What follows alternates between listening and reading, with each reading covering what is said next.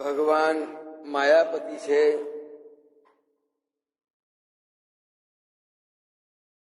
અને ભગવાનના ભક્તોને જો ભગવાનની માયા વડે એમને ભૂલાડવા હોય તો એ તારી ભૂલ છે. ભગવાનની માયા પોતે પણ ભક્તોને કંઈ જ કરી શકતી નથી, તો એ માયા વડે તું ભક્તોને ક્યાં ભૂલાવી શકવાનું હતું?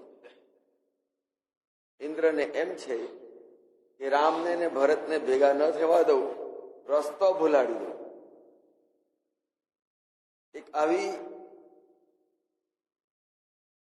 વિચારની કુયોજના દેવરાજ ઇન્દ્રના મનમાં છે. કુલગુરુ બૃહસ્પતિ કે છે આવું જરાય મનમાં વિચારીશ નહીં. જે કરે છે ભગવાન એ સારું કરે છે, પોતાના ભક્તને માટે. એટલે જો કંઈક કરવા જઈશ કહાર ને થઈ જશે તો લો કરઈ તો ઉલટી પર એ સુરરાજ બહુ વિચારીને પગલું ભરવાનું છે. અને જયારે કુલગુરુ તરીકે ગુરુ મહારાજ પાસે કંઈક માર્ગદર્શન લેવા માટે આવ્યા છે, સલાહ લેવા માટે, ત્યારે એ સમસ્યાનો ઉકેલ એટલું જ કે છે કે આ કંઈ કરીશ નહીં. તબ કીછું કિન્ન રામ રૂખ રાજ.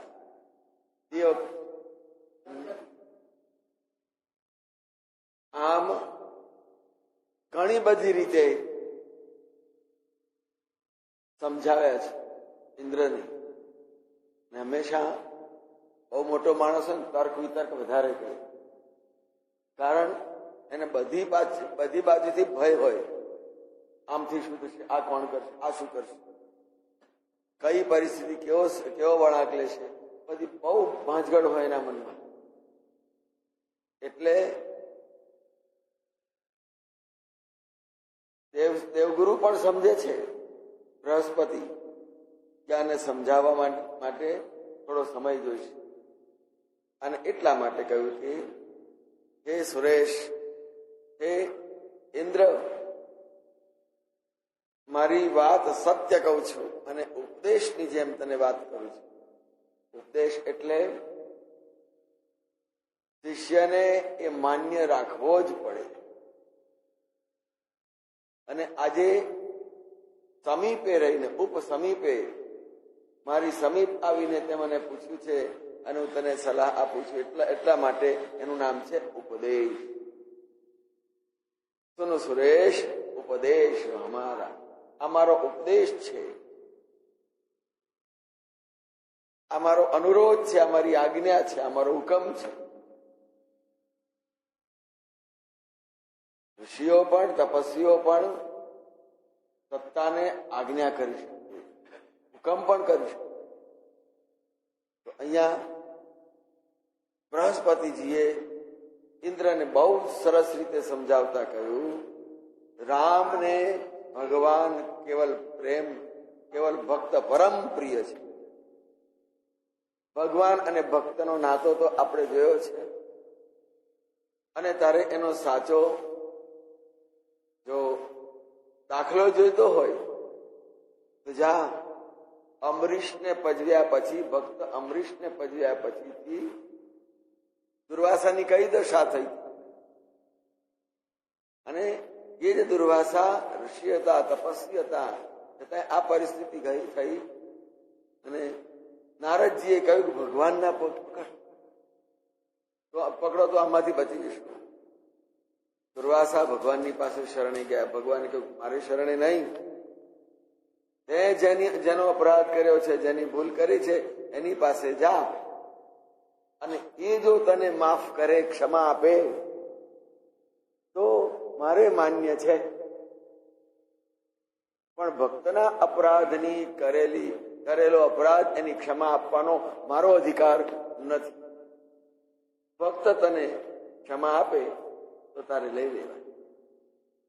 તો આ દાખલો તો લોક વિદિત ઇતિહાસ, આ તો જગજાહેર છે, અને એ જગજાહેર હોવા છતાંય હે ઇન્દ્રરાજ, તમે આ પ્રપંચની અંદર ક્યાં પડ્યા છો? ભક્ત પ્રભુને અતિશય પ્રિય છે, અને ભક્તનું કંઈ પણ અજુગતું કરવા જાય ને તો ભગવાન એ ક્યારેય પણ સહન કરવા માટે સહેજ પણ તૈયાર નથી. એટલે મારી આજ્ઞાને, મારા સૂચનને મનમાં રાખીને ભરતજીની સાથે કોઈ પણ અડપલું કરીશ નહીં. સત્તાધીશોને અમથા અડપલા કરવાની કુટેવ પડી. ભરતજી તો એક ભક્ત છે, સીધા ભગવાનને મનાવવા માટે ચિત્રકૂટ તરફ જઈ રહ્યા છે. એમાં ઇન્દ્રને શો વાંધો હોય? પણ છતાંય અમથા કે રામને ભરતને ભેગા થવા દઉં જ નહીં. એટલે બૃહસ્પતિજીએ કહ્યું મૂર્ખામી ના કરીશ. એના માટે કહ્યું માનત સુખ સેવક સેવક. જો યાદ રાખ ઇન્દ્ર, ભલે સત્તા તારી પાસે હોય પણ ભગવાનની આગળ તારી કોઈ સત્તા કામ લાગવાની નથી. તને ઠેકાણે પાડી દેતા વાર નહીં લાગે ભગવાન. તો અહીંયા માનત સુખ સેવક, જો ભગવાનના દાસનો દાસ થઈને રહીશ ને તો ભગવાનને તું પ્રિય થઈ પડી, સુખી થઈ. પણ જો ભગવાનના ભક્તનો અપરાધ કર્યો ને તો રામ રોષ પાવક સો જરઈ. ભગવાનના આવેશનો જે અગ્નિ છે એનાથી તું બળીને ખાક થઈ જઈશ, તારી રક્ષા હોધી જશે નહીં. આમ સેવક ભાઈ, જો ભગવાનની સાથે, ભગવાનના સાથેના વેરનો કોઈ વાંધો નથી, પણ ભક્તના સાથેનો વેર કર્યું ને તો એ વેરનું પણ વેર ઉભું થઈ જશે.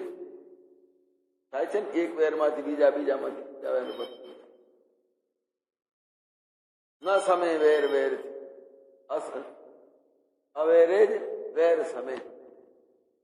દુશ્મનાવટથી કોઈ વાર ક્યારે પણ દુશ્મનાવટ ખતમ થતી નથી, વધતી જશે. એટલે સમ્રાટ અશોકને પણ બુદ્ધે આ જ વચન કહ્યું, અશોક ક્યાં જવું છે? જય મેળવવા માટે, યુદ્ધ કરવા માટે. એમ હું તને એક હથિયાર આપું છું, લે આ પ્રેમનું. તારું આ હથિયાર તલવાર છોડી દે. બુદ્ધે સમ્રાટ અશોક સત્તાધીશ એની પાસેથી શસ્ત્ર છોડાવી શાસ્ત્ર આપી, આને લઈ વિજયી થયો. એમ અહીંયા બૃહસ્પતિ પણ કે છે, દેવરાજ આ તમારું સત્તાની નો અહંકારનું હથિયાર છોડી દઈ અને ભક્તની પાસે સેવક બનીને પ્રેમથી એને જીતી લો. જાઓ. તમે માનો છો એટલું સહેલું નથી. ભરતજીને તમે ભૂલાડવા માંગો છો, ભક્ત ત્યારે ભગવાનને ન ભૂલે. ભક્ત પોતાનો માર્ગ પણ ન ચૂકે, અને આ સત્તાધીશ ભગવાનનો માર્ગ ભૂલાડવા માટે ભક્તની વચ્ચે આડો આવે, અને કોણ સહન કરી? જો ભગવાન દુનિયા સહન ન કરી લે તો ભગવાન કેવી રીતે સહન કરી લે? એટલે કહ્યું સેવક વેર. જો સેવકનું વેર એની સાથે દુશ્મનાવટ બાંધી તો વેર એ ભગવાન સાથેનું વેર તારું વધતું જ જશે, વધતું નહીં ઓછું. આમ